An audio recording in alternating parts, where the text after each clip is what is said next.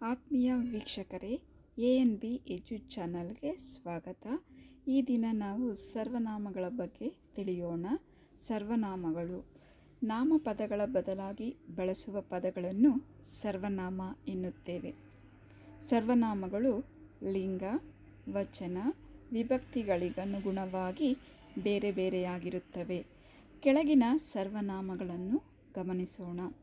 ನಾನು, ನಾವು, ಅವನು, ಅವಳು, ಅವರು, ಅದು, ಇದು, ಇವು, ಅವು, ಆತನು, ಈತನು, ಆಕೆ, ಈಕೆ, ತಾನು, ತಾವು ಮೊದಲಾದವು ಸರ್ವನಾಮಗಳು. ಸರ್ವನಾಮಗಳಲ್ಲಿ 3 ವಿಧ. ಮೊದಲನೆಯದು ಪುರುಷಾರ್ಥಕ ಸರ್ವನಾಮ, ಎರಡನೆಯದು ಆತ್ಮಾರ್ಥಕ ಸರ್ವನಾಮ, ಮೂರನೆಯದು ಪ್ರಶ್ನಾರ್ಥಕ ಸರ್ವನಾಮ. ಈ 3 ಸರ್ವನಾಮಗಳನ್ನು ಒಂದೊಂದಾಗಿ ತಿಳಿಯೋಣ. ಈಗ ಮೊದಲನೆಯದು ಪುರುಷಾರ್ಥಕ ಸರ್ವನಾಮ.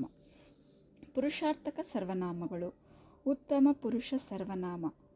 ಮಾತನಾಡುವ ವ್ಯಕ್ತಿ ಅಥವಾ ವ್ಯಕ್ತಿಗಳಿಗೆ ಸಂಬಂಧಿಸಿದ ಪದಗಳು ಉತ್ತಮ ಪುರುಷದ ಪದಗಳು. ಉದಾಹರಣೆ: ನಾನು, ನನ್ನನ್ನು, ನನ್ನಿಂದ, ನಮ್ಮಲ್ಲಿ, ನಮ್ಮ ಇತ್ಯಾದಿಗಳು. ಮಧ್ಯಮ ಪುರುಷ ಸರ್ವನಾಮ. ಮತ್ತೊಬ್ಬರೊಡನೆ ಮಾತನಾಡುವಾಗ ಅವರನ್ನು ಸಂಬೋಧಿಸಿ ಅಥವಾ ಅವರನ್ನು ಕುರಿತು ಹೇಳುವುದನ್ನು ಸೂಚಿಸುವ ಪದಗಳು ಮಧ್ಯಮ ಪುರುಷ ಪದಗಳು. ಉದಾಹರಣೆ: ನೀನು, ನಿನ್ನನ್ನು, ನೀವು, ನಿಮ್ಮನ್ನು, ನಿಮ್ಮಿಂದ, ನಿಮ್ಮ, ನಿಮ್ಮಲ್ಲಿ ಇತ್ಯಾದಿ. ಪ್ರಥಮ ಪುರುಷ ಸರ್ವನಾಮ. ನಮ್ಮನ್ನು ಕುರಿತು ಅಥವಾ ಯಾರೊಡನೆ ಮಾತನಾಡುತ್ತೇವೆಯೋ ಅವರನ್ನು ಕುರಿತು ಹೇಳದೆ ಬೇರೆಯವರನ್ನು ಕುರಿತು ನಾವು ಮಾತನಾಡುತ್ತೇವೆ. ಈ ರೀತಿ ಸೂಚಿಸುವ ಪದಗಳು ಪ್ರಥಮ ಪುರುಷ ಪದಗಳು.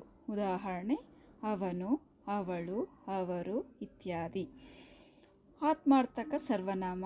ಪ್ರಥಮ ಪುರುಷದಲ್ಲಿ ಬಳಸುವ ಸರ್ವನಾಮಗಳು ಆತ್ಮಾರ್ಥಕ ಸರ್ವನಾಮಗಳು ಎನಿಸಿಕೊಳ್ಳುತ್ತವೆ. ಉದಾಹರಣೆ: ತಾವು, ತಮ್ಮನ್ನು, ತಮಗೆ, ತಮ್ಮ, ತನ್ನ ಇವೆಲ್ಲವೂ ಆತ್ಮಾರ್ಥಕ ಸರ್ವನಾಮಗಳೇ. ಪ್ರಶ್ನಾರ್ಥಕ ಸರ್ವನಾಮ. ವಾಕ್ಯಗಳಲ್ಲಿ ಪ್ರಶ್ನೆ ಕೇಳುವ ಸಂದರ್ಭದಲ್ಲಿ ಸರ್ವನಾಮಗಳನ್ನು ಬಳಸುತ್ತೇವೆ. ಇವುಗಳನ್ನು ಪ್ರಶ್ನಾರ್ಥಕ ಸರ್ವನಾಮಗಳು ಎನ್ನುವರು. ಉದಾಹರಣೆ: 1. ಯಾರು ಬಂದರು? 2. ನೀನು ಏನು ಮಾಡಿದೆ? 3. ನೀನು ಹೇಗೆ ಬಂದೆ? 4. ಯಾವನು ಬಂದನು? ಯಾರು? ಏನು? ಎಂತಹವನು? ಎಂತಹವಳು?